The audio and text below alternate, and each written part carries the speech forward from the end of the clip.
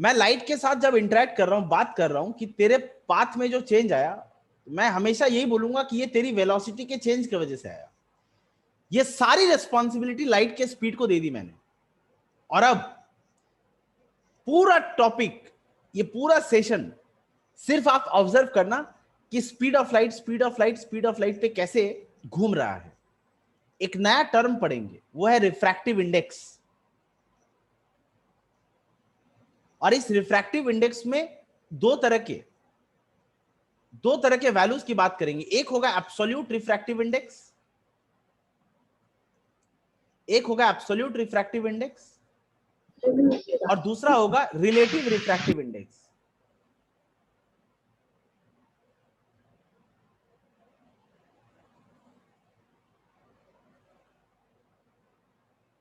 सागिर, मैं रिकॉर्ड कर रहा हूं, तुम्हें अलग से रिकॉर्ड करने की जरूरत नहीं पड़ेगी, क्लास पे ध्यान दो। सर ये रिफ्रैक्ट, हेलो, हाँ हाँ माता बोलो। सर ये रिफ्रैक्टिव इंडेक्स है क्या? अरे यही तो पढ़ाऊंगा, धीरज तो रखो। मुझे लगा 9 में पढ़ा दिया था आपने, तो नहीं, मैंने तो पढ़ा बिल्कुल ही भी नहीं। नहीं, बिल्कुल भी नहीं, ये टर्म पहली बार छेड़ा है।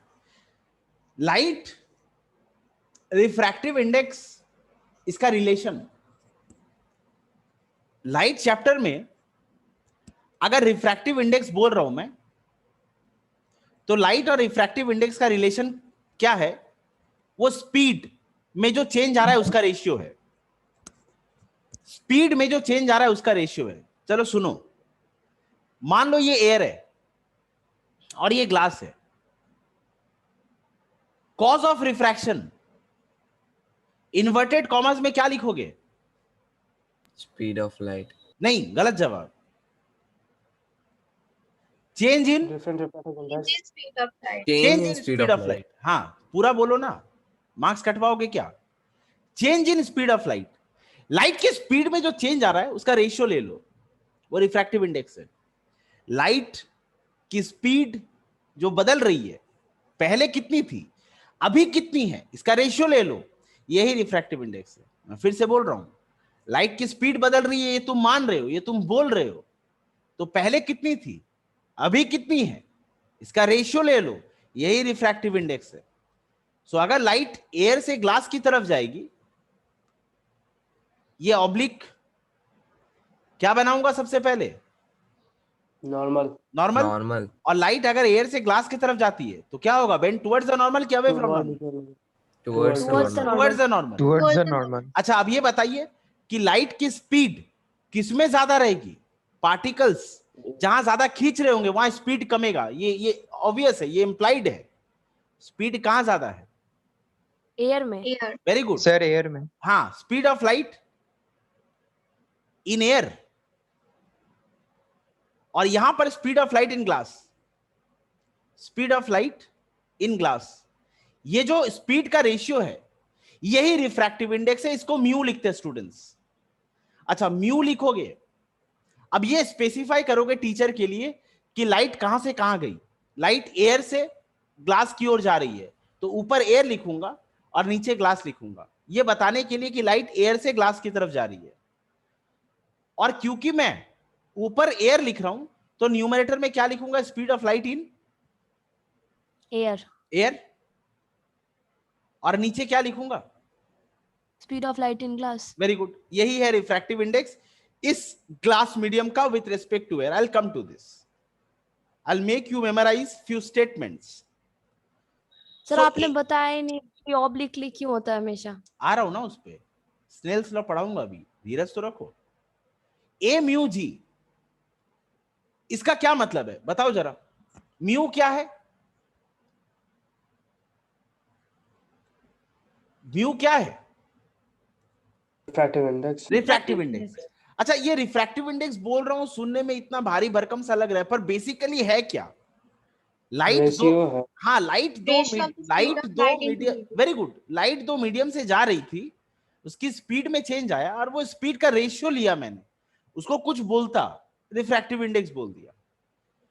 और मैं ये स्पेसिफाई करूंगा टीचर के लिए, स्टूडेंट्स के लिए, जब मैं नोट्स लिख रहा हूं, मैं ये स्पेसिफाई करूंगा कि लाइट कौन से मीडियम से कौन से मीडियम में जा रही है। क्योंकि ये एयर से ग्लास मैंने माना है, तो ऊपर एयर दे दिया, नीचे ग्लास दे दिया, और अगर मैंने ऊपर एयर लिखा है तो न्यूमरेटर में रहेगा speed of light in air, और नीचे ग्लास है तो यहां लिखूंगा मैं speed of light in glass. Next, अब मैं तुमसे बोलूं रिफ्रैक्टिव इंडेक्स, ये ऊपर ए नीचे जी, इसको कैसे रीड करते हैं? तो आप हमेशा ऐसे बोलना, refractive index of glass with respect to air. मेरे बच्चों, नीचे जो लिखा है मैंने, जहां लाइट एंटर की है, उसका refractive index with respect to air. अच्छा, अगर ग्लास से एयर में जाता तो क्या लिखता है? Refractive index of air with with respect to respect to glass. Glass, हाँ। तो ये बात समझ गए? ऐसे देखो, हाँ, अगर मैं ऐसे लिख रहा हूं म्यू जी डब्ल्यू, इसका क्या मतलब है? यहाँ डब्ल्यू वाटर है और जी ग्लास है, वाटर तो क्या बोलूंगा? इसको रीड कैसे करूंगा? Refractive index index of water with respect to water in respect to respect to glass. Glass. Great, mu W G उल्टा हो जाएगा, glass with respect to water. हाँ, तो ये बात समझ गए? इसको ऐसे बोला जाता है। अच्छा, अब ये जो रिफ्रैक्टिव इंडेक्स का वैल्यू आएगा, ये कितना आएगा वो बता रहा हूं मैं। लाइट, उसका स्पीड एयर में, लाइट की स्पीड, मेरे बच्चों, लाइट की स्पीड वैक्यूम में कितनी मानी गई है? 3 into 3 10 into to the 3 power into 10 to 9. power 8 meter per second. 3 into 10⁻⁸ metre per second. अगर लाइट वैक्यूम में है तो ये स्पीड से चल रही है, अगर एयर में है तो लाइट की स्पीड थोड़ी सी कम होती है, जरा सी, मतलब 2.99 2.98, जरा सी कम होती है। पर मानने के लिए इसको भी कितना ही मान के चलेंगे, 3 into 10⁸ metre per second. I repeat, ये सच है कि लाइट की speed 3 into 10⁸ metre per second है वैक्यूम में। एयर में क्योंकि पार्टिकल ज्यादा हो जाते हैं तो लाइट की स्पीड में थोड़ी कमी आती है, पर वो कमी इतनी कम होती है कि ये मान लेते हैं कि ये 3 इंटू 10⁸ मीटर पर सेकेंड के बराबर ही है। तो मैं जब ये एयर में लाइट की स्पीड लिख रहा हूं तो वो मुझे हिसाब से कम लिखनी चाहिए, पर इस पूरे चैप्टर में हमने ये मान लिया कि ये speed 3 into 10⁸ metre per second ही है। तो मैं यहां पे वही लिख रहा हूं, ये होती नहीं है, ये कम होती है, ये सच है, पर हम मान लेंगे कि ये कम, इतना कम है कि नेग्लेक्ट कर दो। सो ऊपर में मैं लिख रहा हूं 3 इंटू 10⁸ मीटर पर सेकेंड। और तो ये लोग ग्लास, इतना स्पीड मापते कैसे थे शुरू में? ये अलग ही चर्चा का विषय बन जाएगा, हम पहले अच्छा, सिलेबस तो कवर रहने करते हैं। दीजिए। So speed of light in glass, ये आता है तुम्हारा 2 इंटू 10⁸ मीटर पर सेकेंड। तो अब बताइए, ये जो refractive index of glass with respect to air है, ये कितना आएगा? 1.5 ना, 1.5। 1.5. 1.5। सो हमेशा अगर मैं तुमसे बोलूं रिफ्रैक्टिव इंडेक्स ऑफ ग्लास, तो ये वैल्यू तुम किताबों में पढ़ोगे जब, तो ये तुमको 1.5 दिखने लगेगा। ये बात समझ आ गई? हाँ, अच्छा, हाँ सर। आप मुझे एक बात बताइए, ये जो मैंने स्टेटमेंट लिखा है आप सब समझ गए, पर इसमें एक सीरियस मिस्टेक है। इसमें एक भारी, मतलब एक हाई लेवल ऑफ अजीबनेस है। आप मुझे वो हाई लेवल ऑफ अजीबनेस बता सकते हैं? सर मुझे एक क्वेश्चन है। 2 क्वेश्चन पूछ। सर वहां पे आपने बोला कि रेशियो लेना पड़ेगा, रेशियो तो लिया है, तो हाँ डिवाइड तो करके। रेशियो आपने पॉइंट पे क्यों किया? आप तो 3:2 भी लिख सकते थे ना। 3:2 क्या होता है सर? अरे पर पॉइंट में क्यों करेंगे? रेशियो है तो रेशियो पे रहने देंगे। मैं डिवाइड कर दिया तो दिक्कत क्या है तुमको? सर इसमें आप म्यू के ऊपर ए नहीं लिखे हैं, मतलब विद रिस्पेक्ट टू एयर है, ये मेंशन नहीं किया है। वेरी गुड, ये पहला ऑब्जर्वेशन। दूसरी हाई लेवल ऑफ अजीबनेस क्या है? तुम जो बोल रहे हो ये चलो सही है, पर मैं उससे भी ज्यादा हाई लेवल ऑफ अजीबनेस की बात कर रहा हूं। Sir unit. नहीं, यूनिट तो नहीं, नहीं होगा ना, unit और ये ratio में क्या तो चल कटने वाला है। ये काफी इनोसेंट आंसर हो गया, मैं एकदम हाई लेवल की बात कर रहा हूं। बताइए, आपको मतलब सच में अजीब लगेगा कि हाँ ये तो मैंने सोचा ही नहीं। 2 मिनट सोच लीजिए, बाद में मत बोलिएगा कि सर ने टाइम नहीं दिया।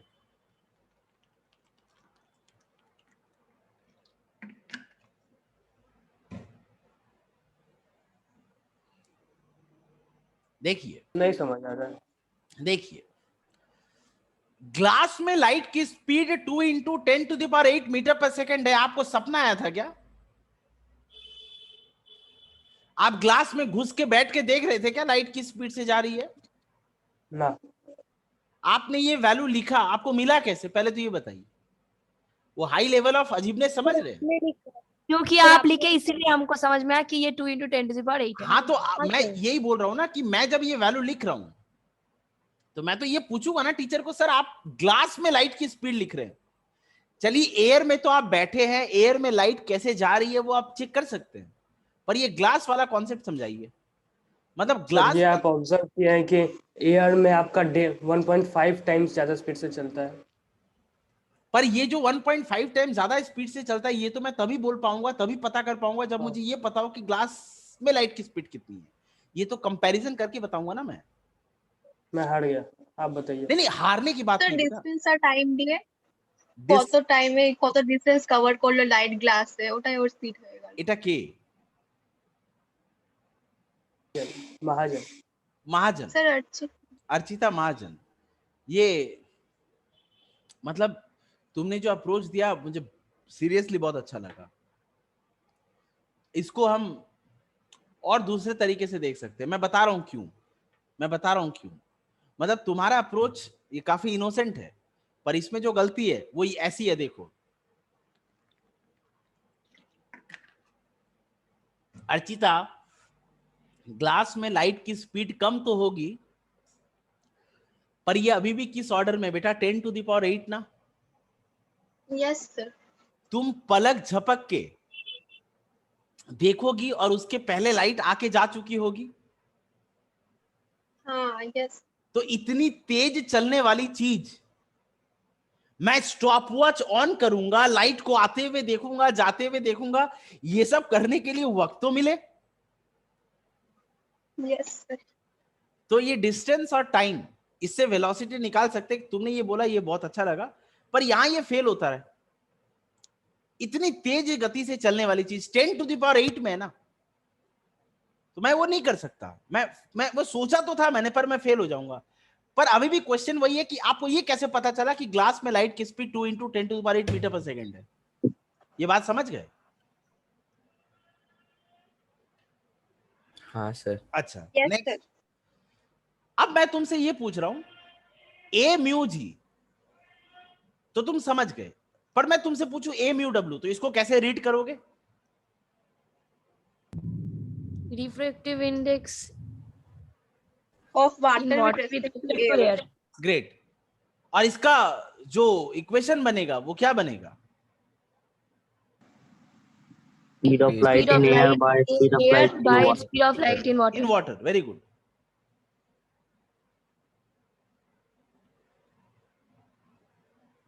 मेरे बच्चों, लाइट की स्पीड एयर में ये लिख दी मैंने, और वाटर में ये लिख दी मैंने, और ये कितना आ जाएगा बताओ?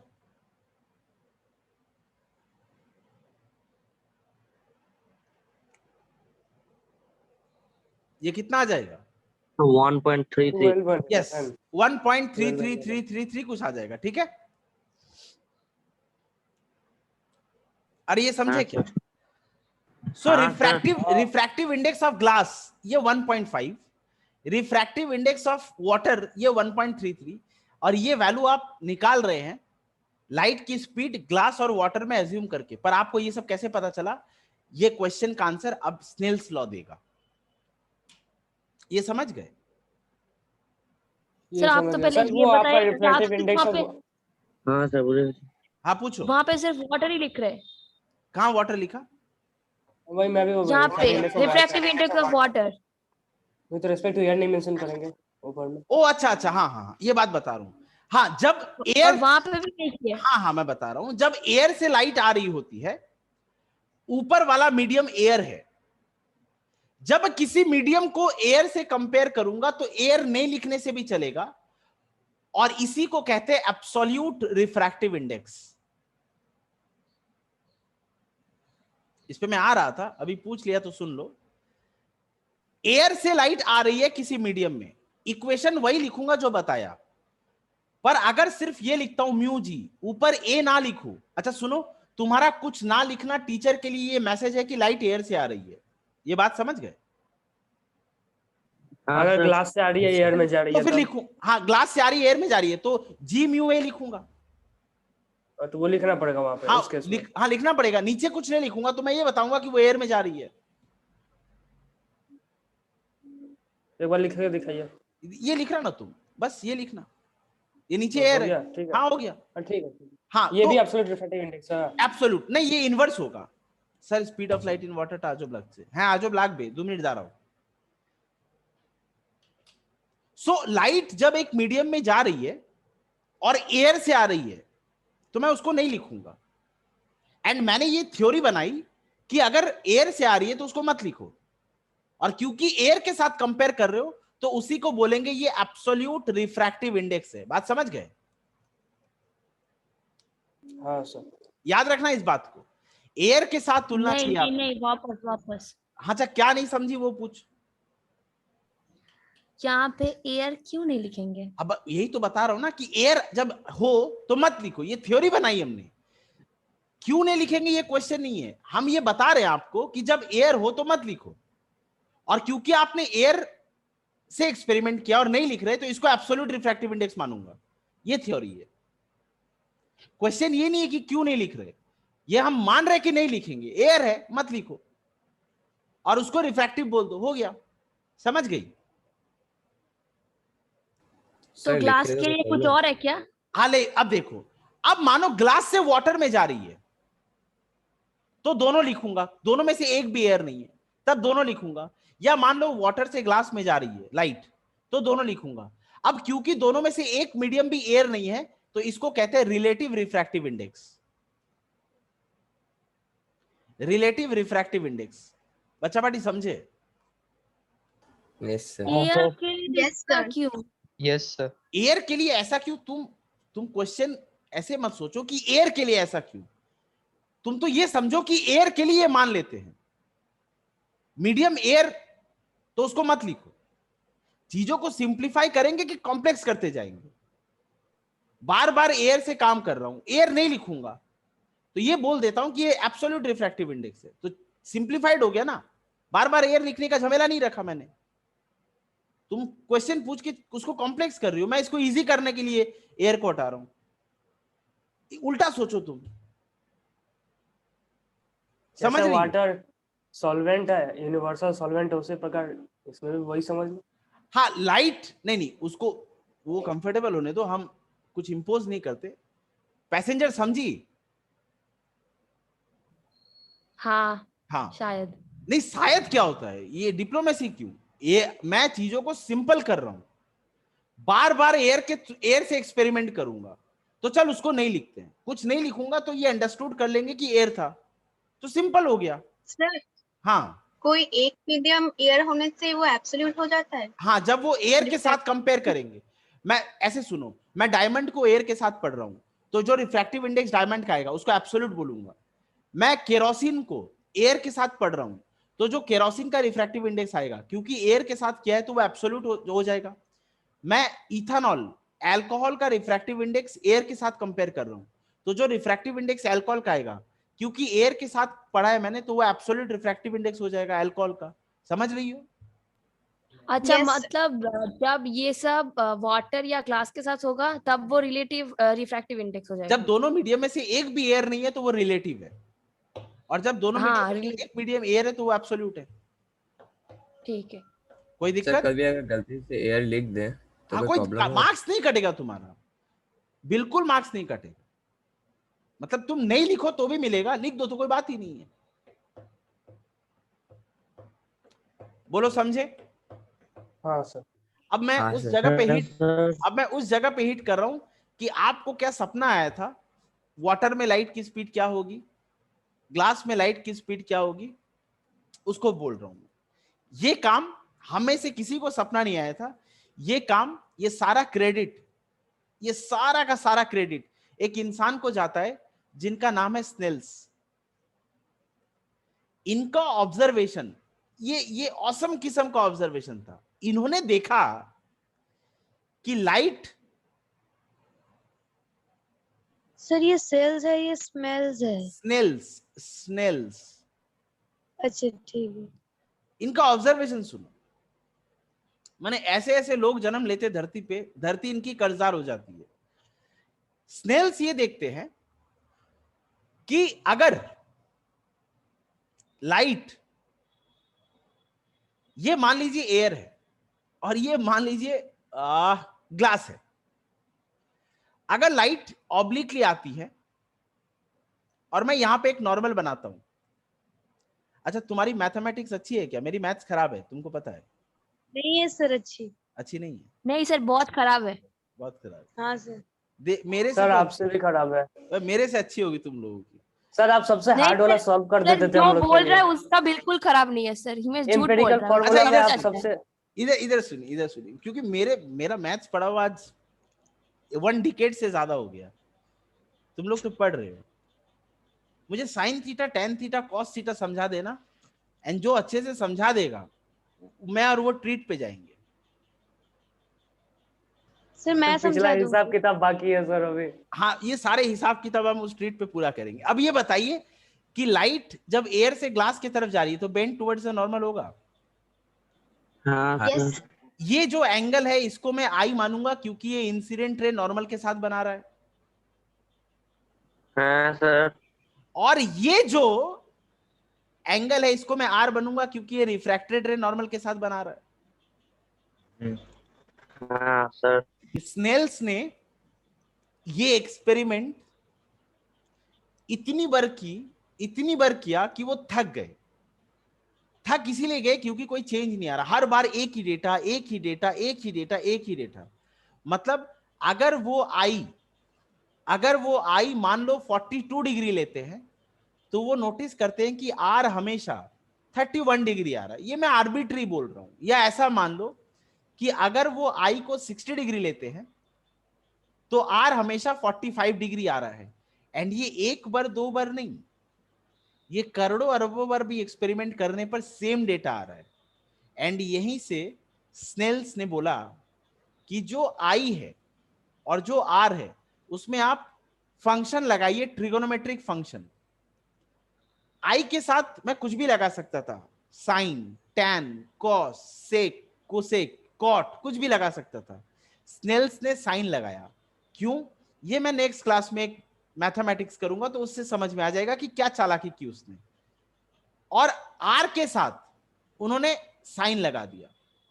एंड ये बताओ, ये वैल्यू स्नेल्स ने जितनी बार कैलकुलेट की उसको कांस्टेंट वैल्यू मिला कि अलग अलग मिला? कांस्टेंट। कांस्टेंट। सर कांस्टेंट में लगा। कांस्टेंट। एक बार दो बार नहीं, करोड़ों अरबों बार एक्सपेरिमेंट कर कर ये वैल्यू हमेशा कांस्टेंट आई। स्नेल्स ने बोला किसी वैल्यू को रिफ्रैक्टिव इंडेक्स नाम दे देते हैं। अरे समझे क्या? हाँ सर। अरे ओ जिगर के टुकड़ो, यस सर। अब तुम ये देखो, नहीं समझे और एक बार। एयर और ग्लास, जब लाइट एयर से ग्लास की तरफ जाएगी उन्होंने आई वैल्यू को एक फिक्स किया, मान लो 60 डिग्री, एंड वो नोटिस करते कि आर वैल्यू हमेशा 45 डिग्री आ रहा है। जब वो 60 मानते आई को तो वो नोटिस करते कि आर हमेशा 45 है। अगर ये वैल्यूज चेंज नहीं हो रहे तो स्नेल्स ने दूसरा स्टेप जो लिया वो ये था कि आई के साथ एक ट्रिगोनोमेट्रिक फंक्शन लगाते साइन, और आर के साथ भी एक ट्रिगोनोमेट्रिक फंक्शन लगाते साइन। तो साइन आई का एक वैल्यू होगा ना, जैसे साइन 60 का एक वैल्यू होता है। अरे होता है, मेरी मैथ्स खराब है। हाँ यस सर। हाँ तो होता होगा वैसे साइन समझे। 45 हाँ, सर, का एक होता है। वैल्यू होगा।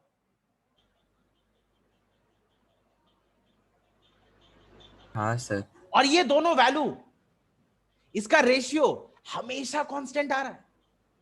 मतलब एक बार भी अलग आ जाता नहीं आया, ये हमेशा कांस्टेंट आया। स्नेल्स ने बस यही काम कर दिया। मतलब इसको कहते हैं चालाकी की सुपरलेटिव डिग्री। स्नेल्स कहते हैं ये जो कांस्टेंट वैल्यू आ रहा है ना, इसी को रिफ्रैक्टिव इंडेक्स मान लो। एंड चीजें कैसे सिंपल हो गई वो देखो। अब मैं जब भी ग्लास और एयर का एक्सपेरिमेंटल सेटअप करूंगा तो मैं एक आई वैल्यू ले सकता हूं ना, हाँ सर। हाँ और उसके हाँ, लिए एक आर वैल्यू आएगा ना। हाँ। और मैं ट्रिगोनोमेट्रिक टेबल हाँ। से उस आई का और उस आर का जब वैल्यू पुट करूंगा तो रिफ्रैक्टिव इंडेक्स क्या आएगा मेरे बच्चों? पता है कितना आया? ये रिफ्रैक्टिव इंडेक्स एयर ग्लास के लिए 1.5 आया हमेशा। अरे समझे क्या? नहीं सर। नहीं मुझे समझो? समझ में Yes, नहीं हाँ आया। सर चलो नहीं फिर से सर समझो। मैंने एयर और ग्लास में एक्सपेरिमेंटल सेटअप किया, मैं आई का कुछ भी वैल्यू लू, उसके लिए एक आर मिलेगा मुझे। हाँ अब साइन आई का वैल्यू ट्रिगोनोमेट्रिक टेबल से मिल जाएगा, और उसके लिए साइन आर का वैल्यू वो भी ट्रिगोनोमेट्रिक टेबल से मिलेगा ना सर। हाँ सर और ये साइन आई साइन आर का वैल्यू हमेशा 1.5 आ रहा है एयर ग्लास के लिए। अब समझे? समझ गए। हाँ नहीं। इसी नहीं समझे अभी भी? क्या नहीं समझे बता? तो वहां पे साइन आर और साइन आर का लू सेम कैसे आएगा? सेम नहीं आ रहा है, साइन आई अलग है, साइन आर अलग है, ये रेशियो हमेशा सेम आ रहा है 1.5। सर क्यों आ रहा है? क्यों आ रहा है? ये यही तो ऑब्जर्वेशन था। लाइट मैं कोई भी आई वैल्यू देता हूं, उसके लिए एक अलग अलग आर होगा। मैं अगर आई वैल्यू चेंज करता हूं तो लाइट एक अलग अलग आर वैल्यू देगा ना। वही तो बात है कि लाइट आर आई अगर चेंज करेंगे तो आर का वैल्यू अलग होगा। हाँ तो यही तो अच्छी बात है, ऐसे समझो। अच्छा तुम्हारा क्वेश्चन कहां है वो मैं समझ रहा हूं। मैं ये वैल्यू मान लो I1 है, ये वैल्यू मान लो I1 है, तो इसके लिए जो वैल्यू मिलेगा ये मान लो R1 है। ये वैल्यू मान लो I2 है, ये वैल्यू मान लो I2 है, तो इसके लिए जो वैल्यू मिलेगा ये क्या होगा? R2 होगा। अरे होगा। हाँ सर हाँ सर।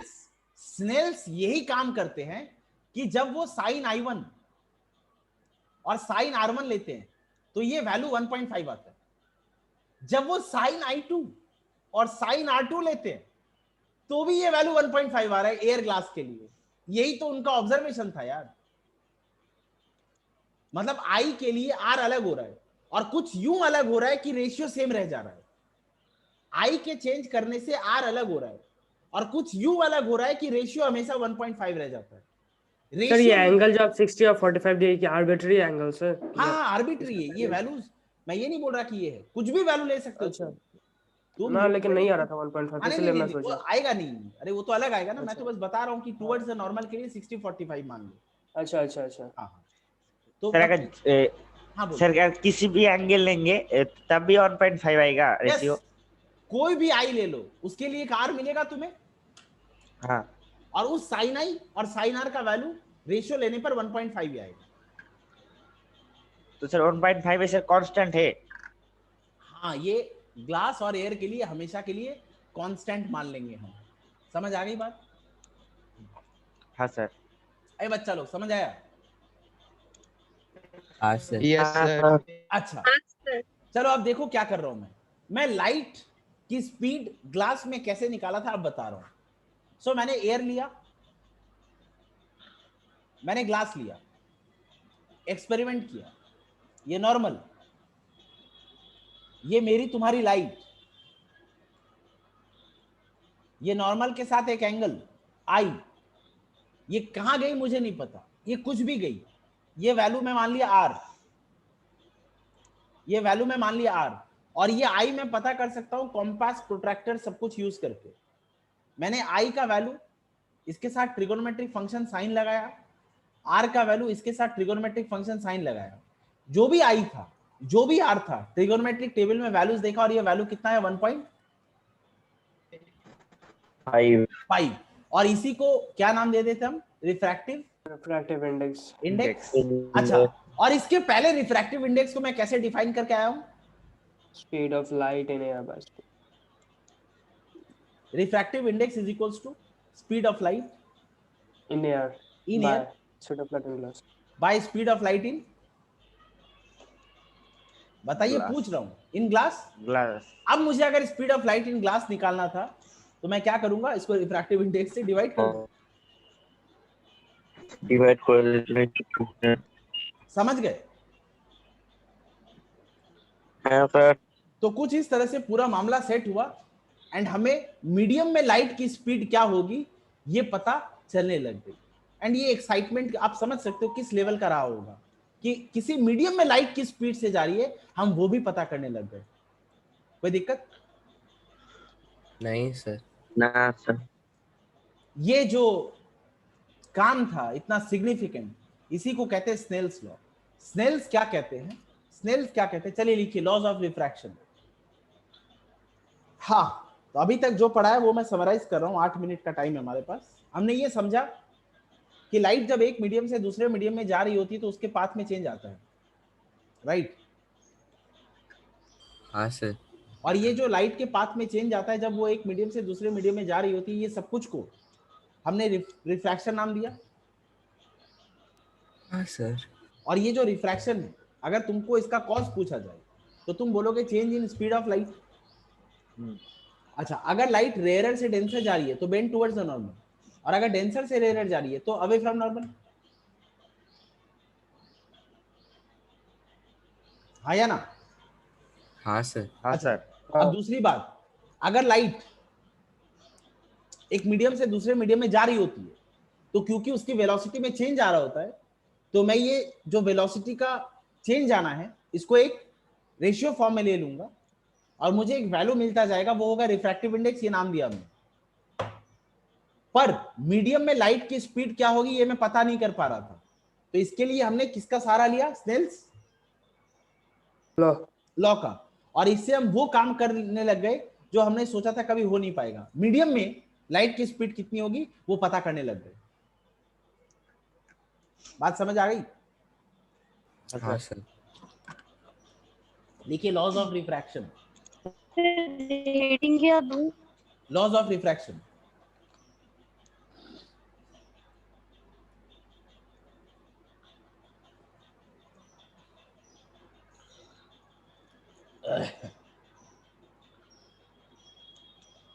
सर, पूछिए।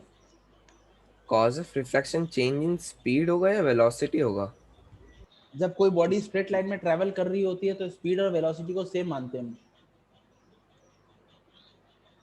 Okay sir. Motion in one dimension, ठीक है? हाँ sir. So laws of sir क्या रिफ्रैक्शन में, किस्मत है, हाँ पूछिए। पिछले साल लाइट करवाए थे तो बोले थे कि इस साल 10 में ऑफलाइन पढ़ाएंगे, मजा आएगा। मजा नहीं आ रहा है हाँ क्या? सर। नहीं मजा आ रहा है, मतलब क्या किस्मत है, बोलने से कुछ नहीं होता। हाँ, देखो ये बात। Good morning sir. Good morning. कौन है ये? सर साथ की पूजा हो रहा था इसलिए लेट हुआ। अच्छा, ऑफलाइन पढ़ाना। मैं बस इतना से बोलूंगा कि हाँ, मैं भी मतलब तुम लोगों को बहुत मिस कर रहा हूँ। मैं तुम लोगों को सामने बैठा के पढ़ाना, ये एक अलग लेवल का सेटिस्फैक्शन देता है। जब मुझे एक्चुअली में समझ आ रहा होता है कि तुमने समझा कि नहीं। देखो, कुछ स्टूडेंट्स ऐसे जो समझे नहीं है पर वो हेजिटेशन में बोल नहीं रहे, वो चुप है।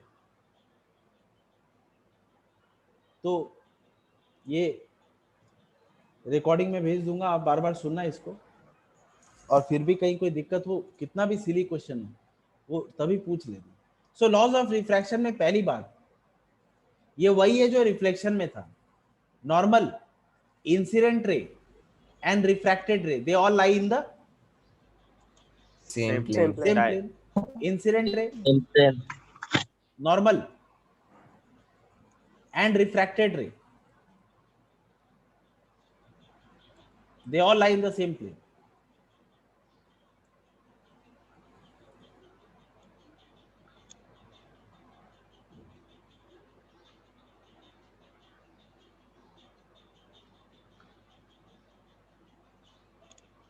क्या पूछ रही हो? रुको, पहले लिखने दो। नहीं, याद क्यों करने होंगे? तुम्हें कुछ याद नहीं करना है, जरा सा भी याद नहीं करना है।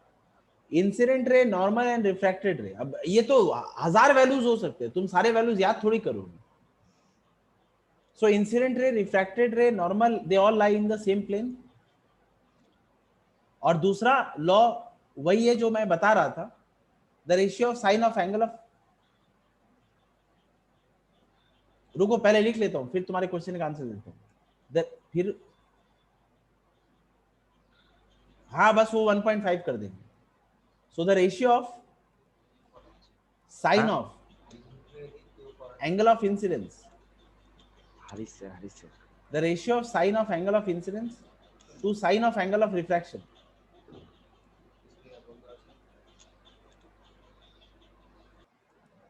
Is a constant quantity. Is a constant quantity for a given pair of medium. For a given pair of medium, and is known as refractive index.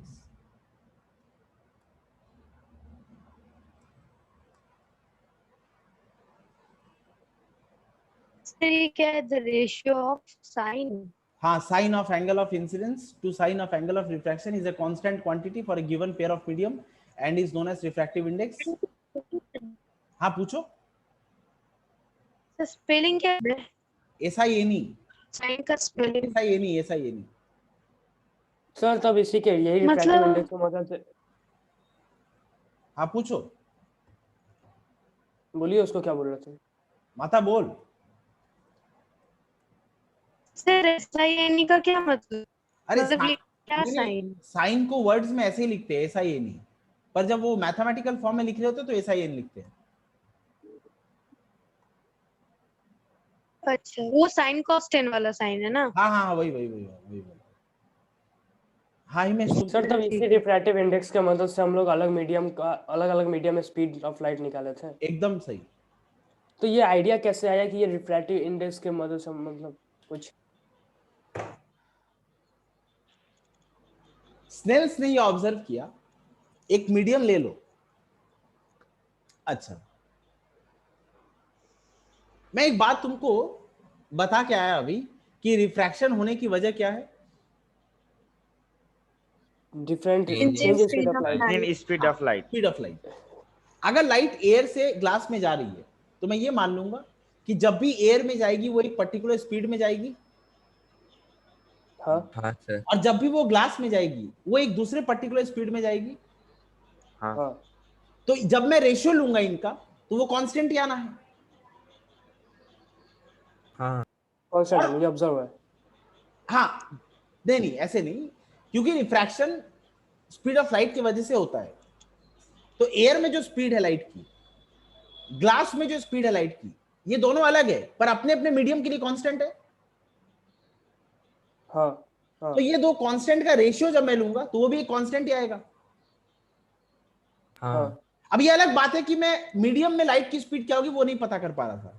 तो अगर किसी तरह से ये कांस्टेंट मुझे और पता चलने लग जाए, मतलब कोई और तरीके से मुझे ये कांस्टेंट मिलने लग जाए, तो मैं इसको स्पीड के इक्वेशन में रख दूंगा और वैल्यूज निकालने लगूंगा. अच्छा तो ठीक है. यही हुआ कि ये कांस्टेंट मुझे एंगल से मिलने लग गया और मैं इसको स्पीड में चिपका दिया और वैल्यूज मिलने लग गए.